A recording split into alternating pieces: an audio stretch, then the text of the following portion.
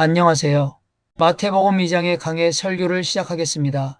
오늘 우리는 마태복음 2장 1절부터 23절까지의 말씀을 통해 참된 왕이신 예수님을 대하는 세 가지 부류의 사람들을 살펴보고 우리는 과연 어떤 모습으로 주님 앞에 서 있는지를 묵상해 보고자 합니다. 먼저 마태복음 2장 1절부터 23절까지의 말씀을 읽겠습니다. 동방으로부터 박사들이 경배하러 오다. 헤롯 왕 때에 예수께서 유대 베들레헴에서 나심에 동방으로부터 박사들이 예루살렘에 이르러 말하되 유대인의 왕으로 나신 이가 어디 계시냐? 우리가 동방에서 그의 별을 보고 그에게 경배하러 왔노라. 헤롯 왕과 온 예루살렘이 듣고 소동한지라. 왕이 모든 대제사장과 백성의 서기관들을 모아 그리스도가 어디서 나겠느냐 물으니 이르되 유대 베들레헴이오니 이는 선지자로 이렇게 기록된 바 또 유대 땅 베들레헴아 너는 유대 고을 중에서 가장 작지 아니하도다. 내게서 한 다스리는 자가 나와서 내 백성 이스라엘의 목자가 되리라 하였음이니이다. 이에 헤롯이 가만히 박사들을 불러 별이 나타난 때를 자세히 묻고 베들레헴으로 보내며 이르되 가서 아기에 대하여 자세히 알아보고 찾거든 내게 고하여 나도 가서 그에게 경배하게 하라. 박사들이 왕의 말을 듣고 갈새 동방에서 보던 그 별이 문득 앞서 인도하여 가다가 아기 있는 곳 위에 머물러 서 있는지라. 그들이 별을 보고 매우 크게 기뻐하더라. 집에 들어가 아기와 그의 어머니 마리아가 함께 있는 것을 보고 엎드려 아기께 경배하고 보배압을 열어 황금과 유향과 모략을 예물로 드리니라. 그들은 꿈에 헤롯에게로 돌아가지 말라 지시하심을 받아 다른 길로 고국에 돌아가니라. 애굽으로 피하다. 그들이 떠난 후에 주의 사자가 요셉에게 현몽하여 이르되 헤롯이 아기를 찾아 죽이려 하니 일어나 아기와 그의 어머니를 데리고 애굽으로 피하여 내가 내게 이르기까지 거기 있으라 하시니 요셉이 일어나서 밤에 아기와 그의 어머니를 데리고 애굽으로 떠나가 헤롯이 죽기까지 거기 있었으니 이는 주께서 선지자를 통하여 말씀하신 바 애굽으로부터 내 아들을 불렀다 함을 이루려 하심이라. 이에 헤롯이 박사들에게 속은 줄 알고 심히 노하여 사람을 보내어 베들레헴과 그 모든 지경 안에 있는 산의 아이를 박사들에게 자세히 알아본 그때를 기준하여 2살부터 그 아래로 다 죽이니 이에 선지자 예레미야를 통하여 말씀하신 바 라마에서 슬퍼하며 크게 통곡하는 소리가 들리니 라헬이 그 자식을 위하여 애곡하는 것이라. 그가 자식이 없으므로 위로받기를 거절하였도다 함이 이루어졌느니라. 애굽에서 이스라엘 땅으로. 헤롯이 죽은 후에 주의 사자가 애굽에서 요셉에게 현몽하여 이르되 일어나 아기와 그의 어머니를 데리고 이스라엘 땅으로 가라. 아기의 목숨을 찾던 자들이 죽었느니라 하시니 요셉이 일어나 아기와 그의 어머니를 데리고 이스라엘 땅으로 들어가니라. 그러나 아켈라오가 그의 아버지 헤롯을 이어 유대의 임금됨을 듣고 거기로 가기를 무서워하더니 꿈에 지시하심을 받아 갈릴리 지방으로 떠나가 나사렛이란 동네에 가서 사니 이는 선지자로 하신 말씀에 나사렛 사람이라 칭하리라 하심을 이루려 함이라라. 아멘. 사랑하는 성도 여러분, 마태복음 1장이 예수 그리스도의 탄생과 그분의 귀한 족보를 기록하면서 예수님이 참된 메시아이심을 증거했다면 이어지는 마태복음 2장은 예수님의 탄생 이후에 실제로 일어난 사건들을 생생하게 기록하고 있습니다. 이 사건들은 예수님이 과연 어떤 분이신지, 그분이 이 땅에 오신 목적이 무엇인지를 우리에게 분명히 보여줍니다. 그리고 오늘 본문에는 특별히 세 부류의 사람들이 등장합니다. 첫째, 멀리 동방에서부터 찾아와 아기 예수께 경배한 동방 박사들이 있습니다. 둘째, 자신의 왕권을 지키기 위해 아기 예수를 죽이려 했던 헤롯 왕이 있습니다. 마지막으로 성경을 누구보다 잘 알고 있었지만 정작 메시아를 찾아가지 않고 무관심했던 종교 지도자들이 있습니다. 사랑하는 성도 여러분, 오늘날 우리 역시 이 세 부류 가운데 어느 한 부류의 사람으로 예수님 앞에 서 있을 것입니다. 우리는 과연 예수님을 참된 왕으로 경배하고 있습니까? 아니면 우리 안의 욕심과 교만 때문에 예수님을 대적하고 있습니까? 혹은 그저 성경 지식만 가지고 있을 뿐 실제적인 삶 속에서는 예수님과 상관없이 살아가고 있지는 않습니까? 오늘 말씀을 통해 우리 각자의 모습을 깊이 돌아보는 귀한 시간이 되기를 간절히 바랍니다. 동방 박사들의 경배 1절부터 12절. 마태복음 2장 2절을 보면 동방 박사들이 이렇게 묻습니다. 유대인의 왕으로 나신 이가 어디 계시냐? 여기서 박사라고 번역된 헬라어 원어는 마고이입니다. 이 단어는 단순히 박사라는 의미를 넘어 천문학자, 지혜자, 학자라는 폭넓은 의미를 가지고 있습니다. 이들은 별을 연구하는 사람들이었을 것입니다. 당시 중동 지역에서는 별의 움직임이 왕의 탄생이나 중요한 사건을 알리는 징조로 여겨졌습니다. 이 동방 박사들은 이방인이었음에도 불구하고 유대인의 왕으로 오실 메시아의 별을 보고 예루살렘까지 찾아온 것입니다. 그들이 아기 예수를 만나 행한 행동은 바로 경배였습니다. 헬라어 언어는 프로스키누어인데 그 의미는 엎드려 입 맞추다입니다. 이 표현은 단순한 인사가 아니라 고대 근동에서 왕이나 신에게 행하는 가장 절대적인 복종과 존경을 표현하는 행위였습니다.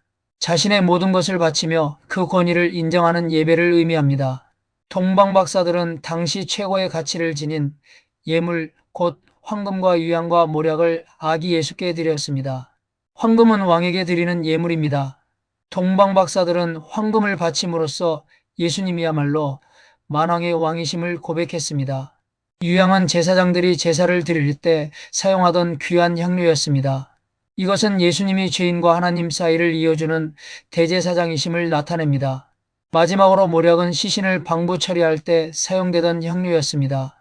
이것은 예수님께서 이 땅에 오신 목적이 십자가에서 죽으심으로 우리 죄를 대속하시기 위함임을 예표하는 것입니다. 예수님의 탄생 이야기 속에서 이미 그분의 십자가 죽음이 준비되고 있었음을 보여주는 놀라운 예물입니다. 사랑하는 성도 여러분, 동방 박사들은 먼 길을 마다 않고 아기 예수님을 찾아와 자신의 가장 귀한 것을 드리며 경배했습니다. 오늘 우리는 무엇을 주님께 드리고 있습니까? 우리의 시간, 우리의 물질, 우리의 마음, 그리고 우리의 삶 전체를 주님께 드리고 있습니까? 예배는 남는 시간을 드리고 남는 물질을 드리고 남는 마음을 드리는 것이 아닙니다. 예배는 우리의 삶 속에서 가장 귀하다고 생각하는 것을 주님께 온전히 드리는 것입니다. 주님은 우리의 중심을 보십니다. 동방 박사들처럼 가장 귀한 것을 드리며 참된 왕이신 예수님을 경배하는 우리가 되기를 소망합니다. 헤롯의 거짓 신앙 13절부터 18절. 이제 두 번째 인물 헤롯 왕을 살펴보겠습니다. 동방 박사들이 예루살렘에 와서 유대인의 왕으로 나신 이가 어디 계시냐? 고 물었을 때 헤롯은 심히 당황하고 온 예루살렘이 소동합니다. 헤롯은 동방 박사들에게 이렇게 말합니다. 나도 가서 경배하겠다. 겉으로는 자신도 메시아를 경배할 것처럼 말하지만 그의 마음속에는 아기 예수를 죽이려는 살인의 계획이 가득했습니다. 헤롯이 동방 박사들에게 아기 예수를 찾아와서 알려달라고 했던 헬라어 언어. 제테오는 단순히 찾다는 의미를 넘어 추적하다, 어떤 목적을 가지고 찾아내려 하다는 의미를 강하게 내포합니다. 헤롯은 경배하려는 것이 아니라 죽이려고 찾았던 것입니다. 겉으로는 예배를 말하지만 속으로는 살인을 계획하는 이 이중적인 모습. 오늘날 우리 주변에도 이와 같은 모습이 있지 않습니까? 사람들은 하나님을 찾는다고 말하지만 실제로는 자신의 욕심을 채우기 위해, 자신의 목적을 이루기 위해 정의를 부르면서 정작 자신의 입장에 정의를 세워놓고 하나님을 이용하려는 경우가 많습니다. 헤롯은 철저하게 자신 중심적인 사람이었습니다. 그의 특징은 교만과 권력욕, 그리고 두려움과 시기였습니다. 그는 자신의 왕자를 잃을까봐 두려워했습니다. 새롭게 태어난 유대인의 왕이 자신의 권력을 빼앗을 것이라고 생각했기 때문입니다. 그러나 예수님은 헤롯의 왕자를 빼앗으러 오신 것이 아닙니다. 예수님은 죄로 인해 고통받는 인류를 죄에서 구원하시고 영원한 생명을 주시기 위해 오셨습니다. 헤롯은 자신의 왕국을 지키려 했지만 예수님은 하늘 아버지의 뜻을 이루기 위해 오셨습니다. 헤롯의 이런 비극적인 결말은 무엇을 보여줍니까? 그는 결국 하나님의 구원 계획을 거스르려 했지만 결코 막을 수 없었습니다.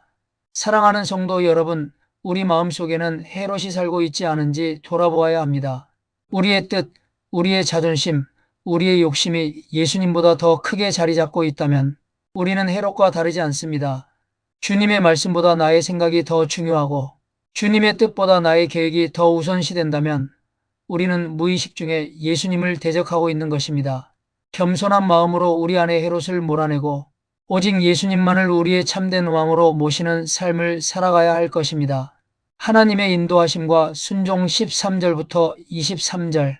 세 번째로 우리는 하나님의 놀라운 인도하심과 그 인도하심에 즉시 순종했던 요셉의 모습을 보게 됩니다. 마태복음 2장 13절부터 23절까지를 보면 요셉은 꿈속에서 3번이나 하나님의 음성을 듣습니다. 꿈으로 번역된 헬라어 원어는 오나르입니다. 이것은 단순히 잠결에 꾸는 일반적인 꿈이 아니라 하나님께서 특별한 목적을 가지고 주시는 계시적인 꿈을 의미합니다. 하나님께서는 요셉에게 헤롯의 위협으로부터 아기 예수를 보호하라고 지시하시고 애굽으로 피난 가라고 말씀하십니다. 그리고 요셉은 이 하나님의 말씀에 즉시 순종합니다. 성경에는 일어나라는 말이 계속 반복해서 나옵니다. 헬러 언어 에게르데이스는 일어나 즉시 행동하다라는 의미를 가지고 있습니다. 요셉은 하나님의 말씀이 떨어지자마자 즉시 일어나서 아기와 마리아를 데리고 애굽으로 떠납니다. 다시 헤롯이 죽은 후에는 이스라엘 땅으로 돌아오라는 지시를 받고 또다시 즉시 순종하여 나사렛으로 가서 정착합니다. 요셉의 순종은 참으로 본받을 만합니다. 그는 망설이거나 주저하지 않았습니다. 하나님의 말씀에 대한 그의 믿음은 즉각적인 행동으로 나타났습니다. 사랑하는 성도 여러분, 순종은 빠를수록 믿음입니다. 하나님께서 우리에게 말씀하실 때 우리는 요셉처럼 즉시 순종해야 합니다. 우리의 생각이나 계획이 아니라 하나님의 말씀에 전적으로 순종할 때 하나님은 우리의 삶을 통해 당신의 위대한 구원 역사를 이루어 가십니다. 애굽으로의 피난 구약의 성취 15절. 마태는 예수님의 애굽 피난이 구약 성경. 호세아 11장 1절의 예언, 내가 애굽에서 내 아들을 불렀다는 말씀의 성취라고 선언합니다. 이것은 매우 중요한 의미를 가집니다. 구약 시대의 이스라엘 백성들은 애굽에서 종살이하다가 하나님의 구원으로 탈출하여 광야를 거쳐 약속의 땅으로 들어갔습니다. 하지만 그들은 불순종과 반역으로 하나님의 마음을 아프게 했습니다. 예수님은 이스라엘의 역사를 몸소 다시 살아가십니다. 이스라엘이 실패했던 순종의 길을 예수님은 완전하게 이루십니다. 예수님은 참된 이스라엘이시며 새로운 출애굽의 주인공으로서 우리를 죄와 사망의 노예 상태에서 구원해 내실 진정한 구원자이심을 보여줍니다. 라마에서 슬퍼하는 라헬 고통 속에 담긴 소망 16절부터 18절. 헤롯은 동방 박사들에게 속은 것을 알고 크게 노하여 베들레헴과 그 주변 지역에 있는 투투살 아래의 모든 산의 아이들을 죽이는 잔인한 명령을 내립니다. 마태는 이 비극적인 사건을 예레미야 31장 15절의 예언, 라마에서 슬퍼하는 라헬의 울음소리가 들린다는 말씀의 성취로 해석합니다. 라헬은 야곱의 아내이자 요셉과 베냐민의 어머니로 이스라엘 백성들의 어머니를 상징합니다. 그녀의 통곡은 자녀를 잃은 깊은 슬픔을 표현합니다. 이 말씀은 얼핏 보면 비극으로 끝나지만 예레미야 31장은 결국 새로운 언약과 회복의 메시지로 이어집니다. 예레미야 선지자는 슬픔 뒤에 하나님의 놀라운 위로와 구원이 있을 것이라고 선포합니다. 곧 여호와께서 새 일을 창조하셨나니 곧 여자가 남자를 둘러싸리라. 예레미야 31장 22절에는 메시아 탄생의 예언으로 연결되는 것입니다. 이처럼 마태는 예수님의 탄생과 관련된 고통스러운 사건들조차도 하나님의 큰 구원 계획 속에 있으며 슬픔 뒤에는 반드시 하나님의 구원과 회복이 있다는 소망의 메시지를 우리에게 전달합니다. 우리의 삶에도 때로는 이해할 수 없는 고통과 슬픔이 찾아올 때가 있지만 하나님은 결코 우리를 슬픔 속에만 두지 않으시고 그 뒤에 더 큰 구원과 소망을 예비하고 계심을 믿으시길 바랍니다. 나사렛 사람이라 불리리라. 낮아지심의 왕 19절부터 23절.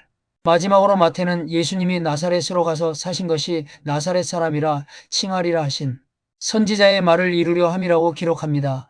나사렛 사람으로 번역된 헬라어 원어는 나조라이오스입니다. 당시 나사렛은 사람들에게 멸시받던 동네였습니다. 나사렛에서 무슨 선한 것이 날 수 있겠느냐는 말이 있을 정도로 무시당하는 지역이었습니다. 그러나 마태는 이 나사렛 사람이라는 표현이 동시에 메시아를 가리키는 예언적 표현임을 강조합니다. 즉 예수님은 가장 낮고 천한 자리에서 자라셨고 그 낮은 자리에서부터 당신의 구원 사역을 시작하셨다는 것을 보여줍니다. 만왕의 왕이신 예수님께서 멸시받는 나사렛에서 자라셨다는 것은 우리에게 중요한 메시지를 던져줍니다. 예수님은 세상적인 권세나 영광을 추구하지 않으셨습니다.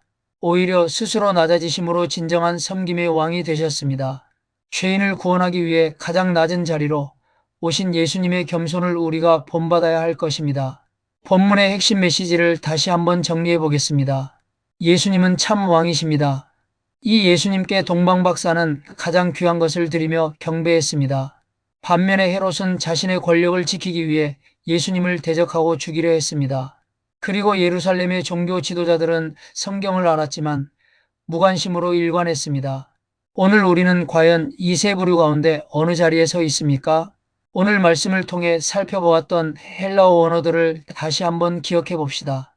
마고이는 동방의 지혜자들, 프로스키누오는 엎드려 경배하다, 제테오는 찾다 혹은 추적하다, 오나르는 하나님이 주시는 꿈, 에게르데이스는 일어나 즉시 순종하다, 그리고 나조라이오스는 나사렛 사람, 곧 메시아를 가리키는 표현입니다.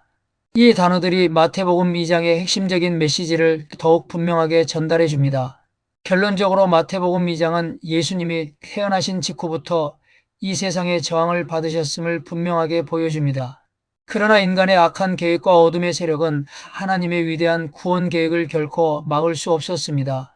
하나님께서는 요셉을 꿈으로 인도하시고 구약의 예언들을 하나씩 성취하시면서 메시아의 길을 완벽하게 이루어 가셨습니다.